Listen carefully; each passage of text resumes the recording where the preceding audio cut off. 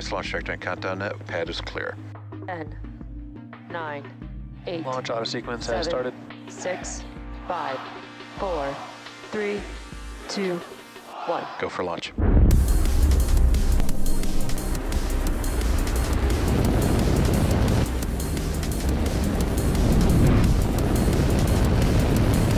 Vehicle is supersonic.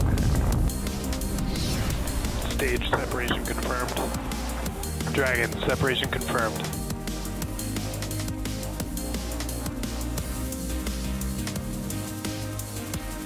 Stage 1 is transonic.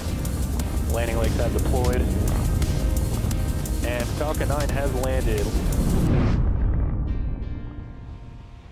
Good afternoon. My name is Jesse Anderson, and I'm joining you from Specex headquarters in Hawthorne, California. I'll be your host as we follow Falcon 9 taking the SES-22 satellite to its intended orbit in space from Florida's Cape Canaveral Space Force Station Launch Complex 40. Today's launch will mark SpaceX's 27th launch of the year and 90th overall launch from Pad 40. This launch also marks SpaceX's 6th SES launch, most recently having launched SES-12 in 2018. SES-22 will deliver TV and radio services in addition to key data transmission services to millions of Americans across the U.S. And despite the global pandemic, the SES-22 satellite was delivered in only 22 months. Now, currently, SES-22 is safely enclosed in the payload fairing at the very top of the rocket, and that is what you are seeing on your screen. This is a live view of our Falcon 9 vehicle. Now, as I mentioned, at the very top, we have the payload fairing, which is about 40 feet tall and 17 feet in diameter. To put that size into perspective, an average fire truck is about 40 feet long and 12 feet wide, so a fire truck would fit comfortably inside of our payload fairing. The fairing's job is to protect the payload from aerothermal loads, heating, and contamination during ascent. And once we reach the vacuum of space, we will jettison the fairing as the second stage will continue on its journey to orbit. Now, below the payload fairing is the second stage, which is responsible for taking the SES-22 satellite to its correct drop-off orbit in space. Not only does SpaceX's second stage look similar to the first stage, which is the larger stage below it, it also has the same diameter, uses the same metal in the tanks, same computers, same propellant, and nearly the same engine. This allows us to use similar tooling, design, and systems to essentially build two rockets that are more reliable. The first and second stages are connected by the inner stage, which has pneumatic pushers that allow stage separation during flight. The inner stage also houses the 10th engine connected to the second stage, called the Merlin vacuum engine, or what you'll hear us call the MVAC engine. The bottom two-thirds of the vehicle is the first stage and is the primary part of the rocket that gets reused multiple times. On the bottom of the first stage are 9 Merlin M1D engines that accelerate the vehicle through the Earth's atmosphere and into various orbits in space. Now, the first stage and both the fairing halves are flying for the second time on this mission. We will be attempting to recover these rocket parts for a second time today using our drone ship, a shortfall of Gravitas, which is what you are seeing on your screen. And for the recovery of the fairing halves, we will be using our recovery ship, Doug. Now, liftoff is currently set for 5:04 p.m. Eastern Time. So let's learn a little bit more about our customer and the mission. Get ready as SES-22 embarks on its journey to space on a SpaceX rocket to deliver TV and radio experiences as well as data transmission services to millions of Americans in the U.S.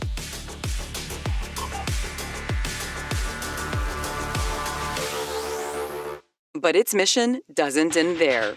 SES-22 is also part of SES's program to complete the FCC's plan to rapidly clear C-band spectrum, with the goal of making room for 5G-enabled services in the U.S.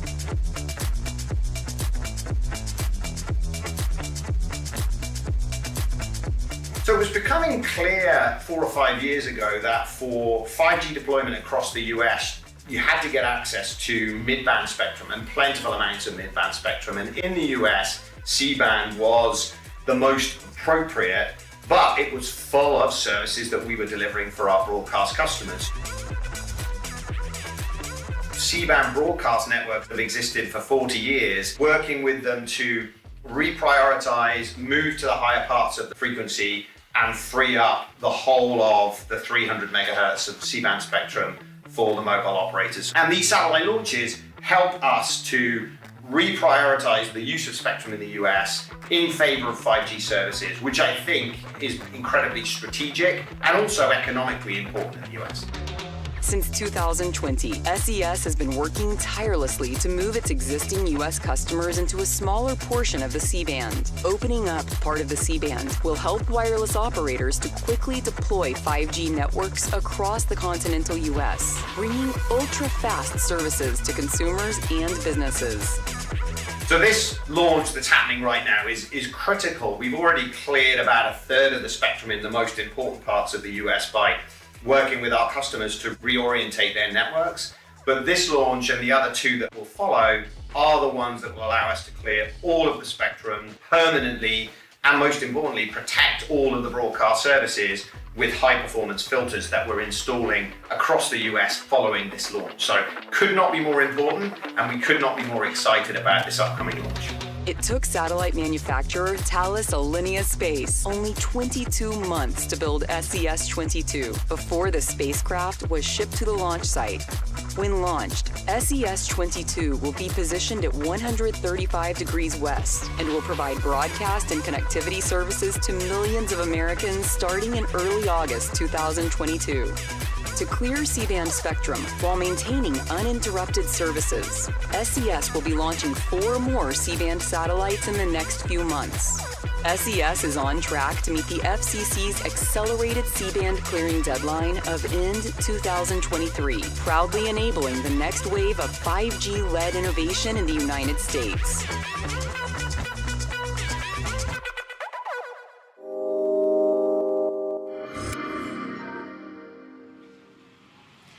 SES was one of SpaceX's earliest launch customers and has been a key partner in a number of firsts for us. SES was the first commercial satellite operator to launch with SpaceX back in December of 2013 with SES-8.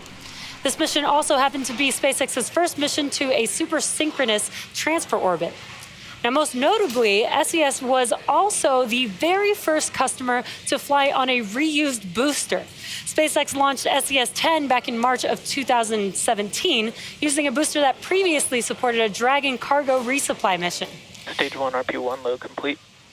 Now, just 5 years later, SpaceX has reflown Falcon rockets 102 times. It is an incredible progression, and we greatly appreciate SES's support over the years in these efforts.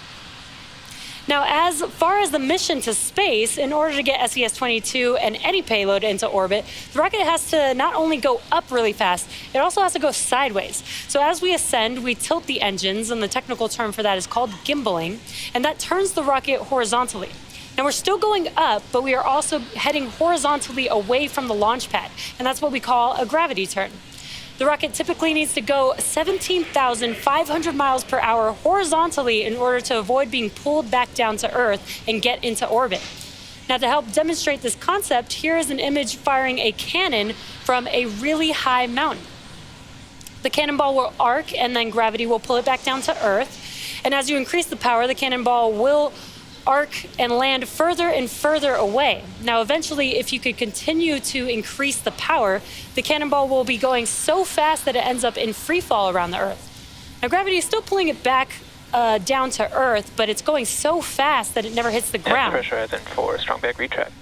Now, this arc, which constantly misses the Earth, is called an orbit. So when we get to liftoff today, watch orientation of the Falcon 9 vehicle. You'll see that we go straight up until about T plus 10 seconds, at which point we will begin that shift in orientation, so Falcon 9 can go sideways really fast. So be sure to keep an eye out in just a few minutes.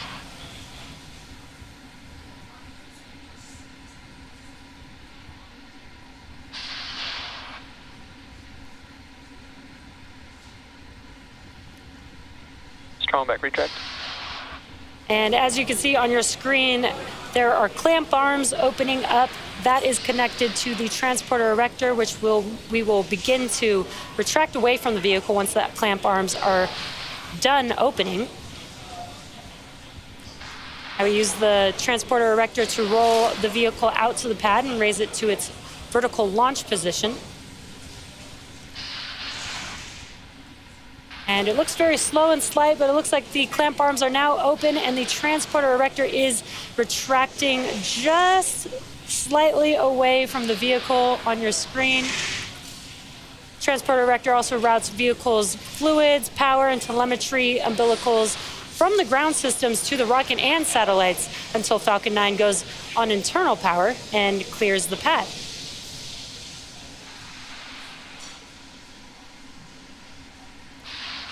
Now we are coming up on the next event, which will be LOX load complete on the first stage. That happens around the T-3 minute mark. Second stage. Stage 1 LOX load complete.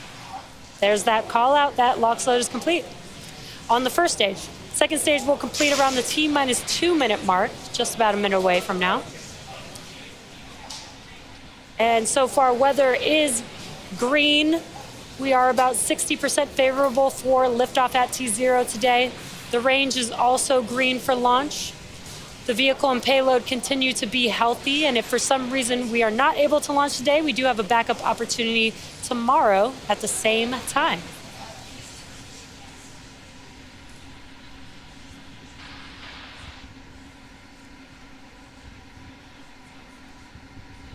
Now again, we are coming up on completion of propellant loading of the Falcon 9 vehicle. Second stage is coming up here at around the T-2 minute mark for LOX load completion.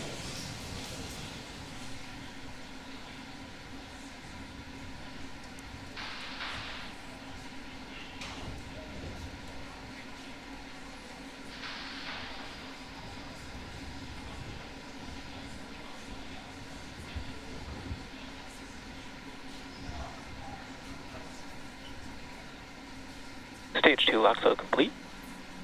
And great news, propellant loading is now completed on Falcon 9. Next event we should hear is Falcon 9 in startup, and that'll be when the flight computers take over the vehicle. Gas launch closeouts. And now that we finished prop loading, we are venting out the liquid oxygen lines on that transporter erector. And you can kind of see that venting there on your screen as you see more of those white clouds around the vehicle.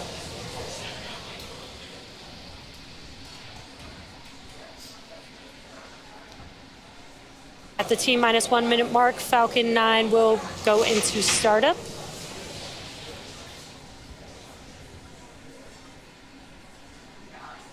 Falcon 9 is the startup.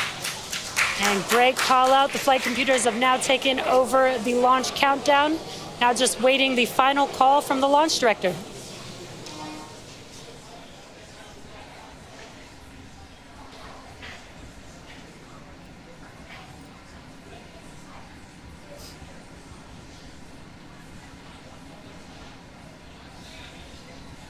T-minus 30 seconds. Launch director, we are go for launch. Great news, all systems go for launch. Let's watch as Falcon 9 takes the SES-22 satellite into orbit. T-minus 15 seconds. 10, 9, 8, 7, 6, 5, 4, 3, 2, 1, 0. Ignition and liftoff.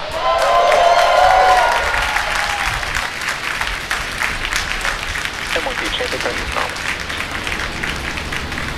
Pitching downrange.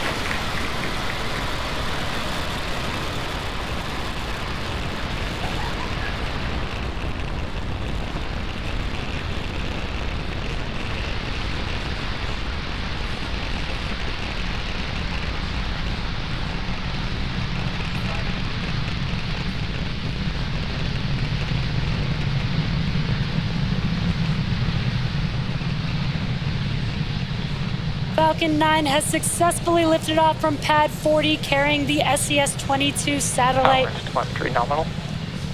And we have throttled down the engines on stage 1 in preparation for max Q.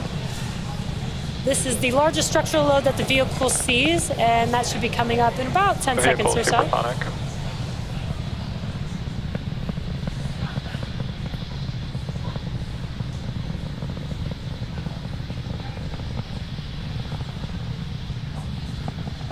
Max Q. And great news, the vehicle is now through the highest amount of aerodynamic pressures. So with that, we will have 3 events happening back to back. That will be MECO, stage separation, and SES-1. MECO stands for main engine cutoff, and that's where all 9 of the M1D engines shut down and slow the vehicle down in preparation for the next event, which is stage separation. And back chill. And stage separation is exactly what it sounds like. That's where the first and second stage separate from each other. First stage will start to make its way back down to Earth, and again, we will be attempting to land on our drone ship a shortfall of gravitas today. And during that time, stage 2 will continue on its journey with the third event, SES-1, or second stage engine start 1. That's where the single Merlin vacuum engine on the second stage will light up, and it will propel the second stage along with the SES-22 payload to orbit. Now, in addition to these 3 major events, the fairing halves will separate about a minute after SES-1, so keep an eye out for that as well.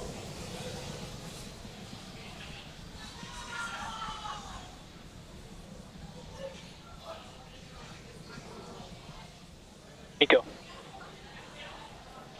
Stage separation.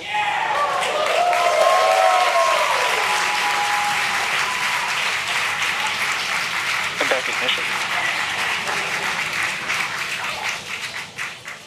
And some incredible views there on your screen. We were able to see MECO, stage separation, and on your right-hand screen, you could see that MVAC engine beginning to light up and glow that red color there.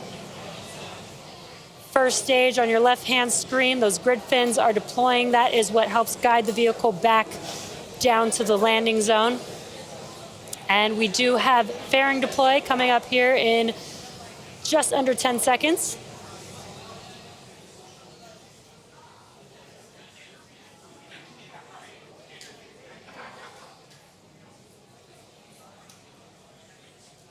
Separation confirmed.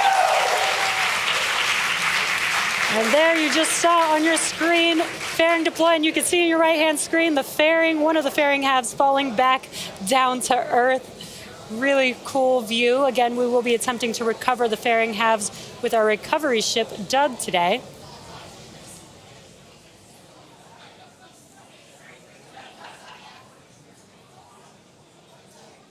Acquisition of signal, Bermuda. And just past T+4 minutes into launch today. In order to complete today's landing of the first stage, it will have a couple more burns to go. The next one will be the entry burn. That's where 3 of the 9 M1D engines reignite. This helps to slow the vehicle down as it's re-entering back into the upper parts of the Earth's atmosphere. Entry burn is just under 2 minutes from now. It'll last about 25 seconds or so.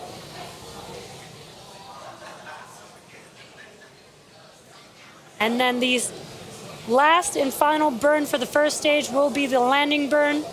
That is just a single engine burn. It's the Center E9 engine. Lights up just a few seconds before touching down on the landing zone. And these M1D engines have about 190,000 pounds of thrust.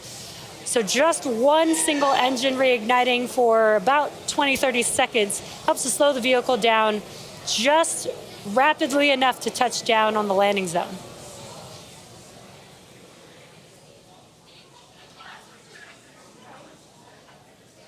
Some really cool views on your screen. Again, on the left-hand side, what you're seeing is a view from the first stage vehicle as it's making its way back down to Earth. Your right-hand screen is a view on the second stage looking at our MVAC engine.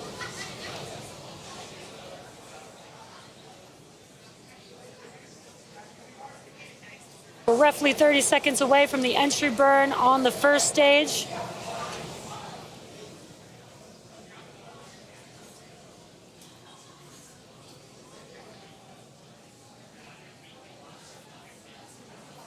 Stage 2 is still looking good on a nominal trajectory.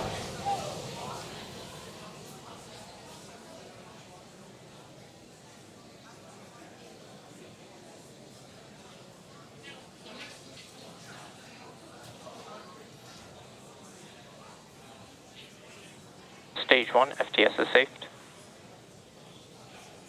Stage 1, entry burn, startup. And as you can see on your left-hand screen, those 3 M1D engines have reignited for the entry burn. Again, just a short burn helps to slow the vehicle down as it's entering back into the upper parts of the Earth's atmosphere.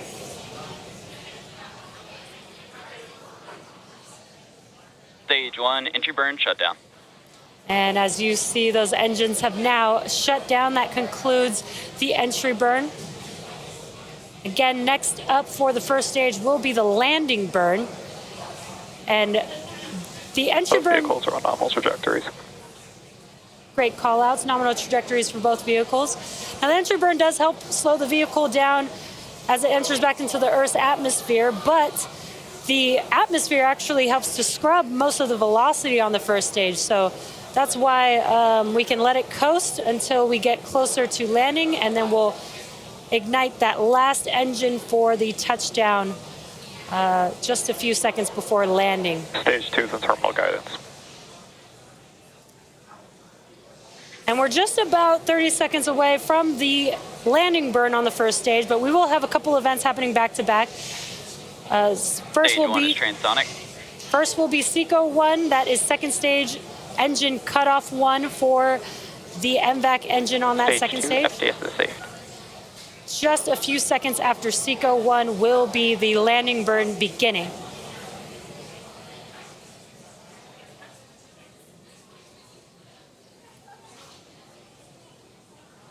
Stage 1, landing burn, startup. MVAC shutdown. There we had both of those events, SECO 1 and the landing burn beginning on the first stage. Again, attempting to land on Nominal orbit insertion. a shortfall of gravitas. And confirmation of good orbit on the second Stage stage. 1, landing leg, deploy. Expected loss of signal, Cape.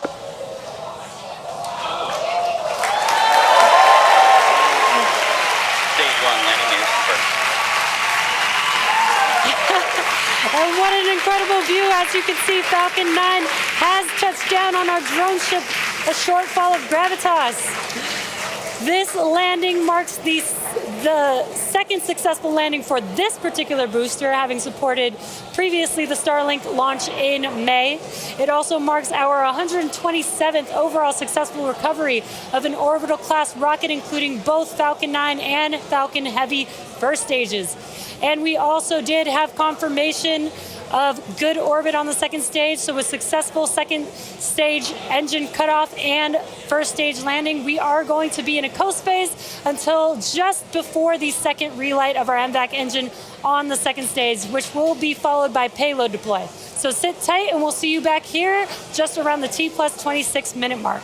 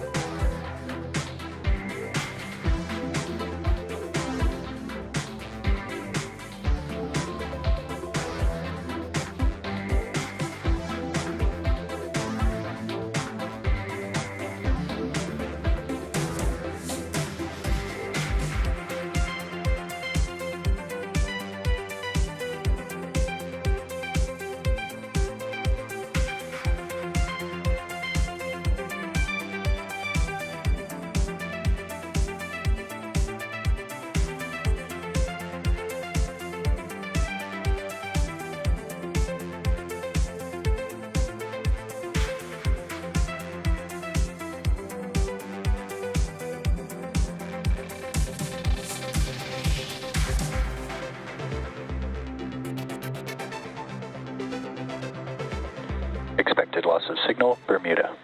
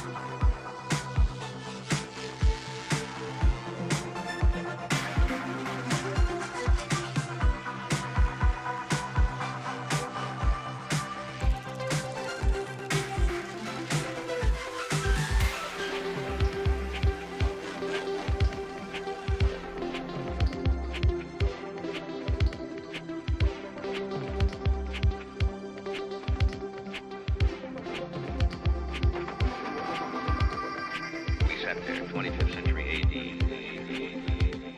We sat there and looked at the rockets from Mars, and you just boggled the mind and mind and mind and mind. And the technology caught up, didn't it?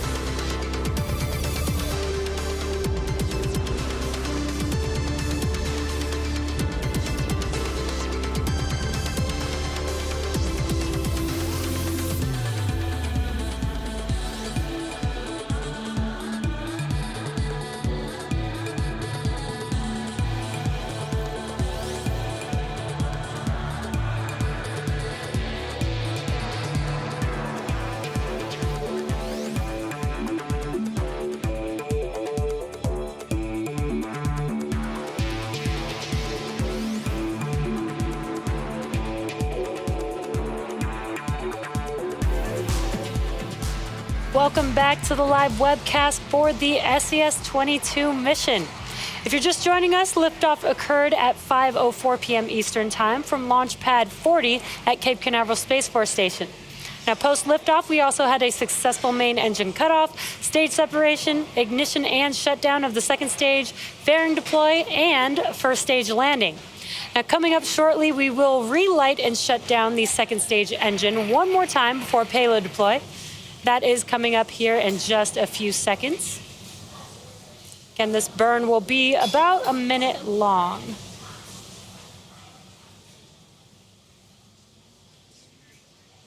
MVAC startup. And an awesome view of that MVAC engine reigniting. This burn will last a little over a minute.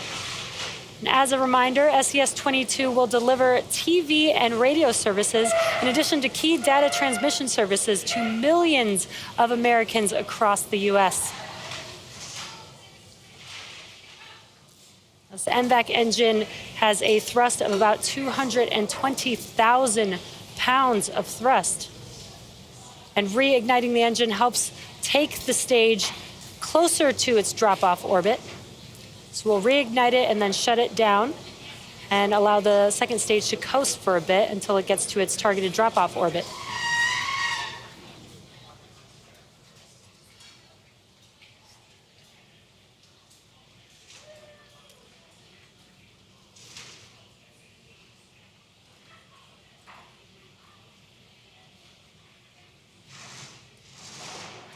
MVAC shutdown. There we heard that call out and saw a little bit of the MVAC engine shutting down. We are waiting for confirmation. Nominal orbit insertion. That's exactly what we were waiting for, confirmation of good orbit. So with confirmation of a successful second stage engine start and cutoff, we're going to take another quick short break, sit back and enjoy the space tunes, and we'll join you live to cover payload deployment in about 4 minutes from now.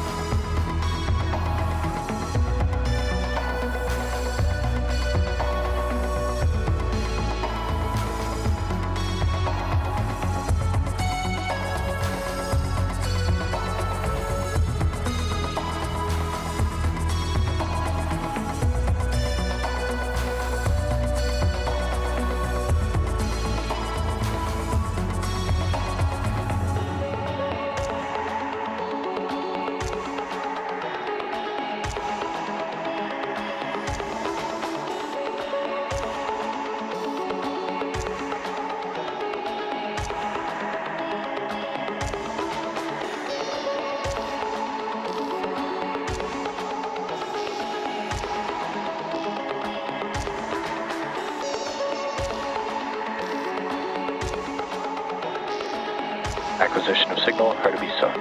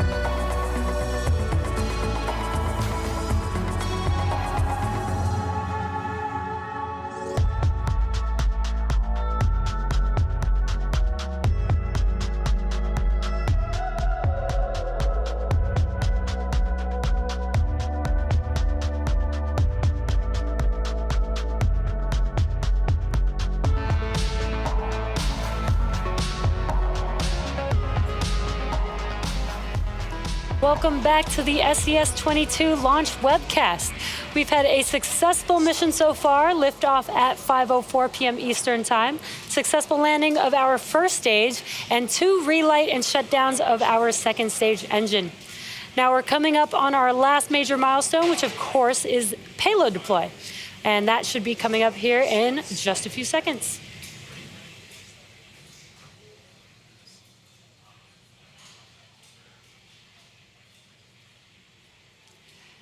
Payload separation confirmed.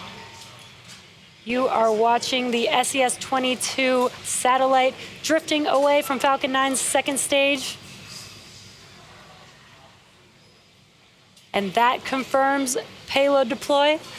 So with successful deployment of the SES-22 satellite, that will bring our webcast to a close.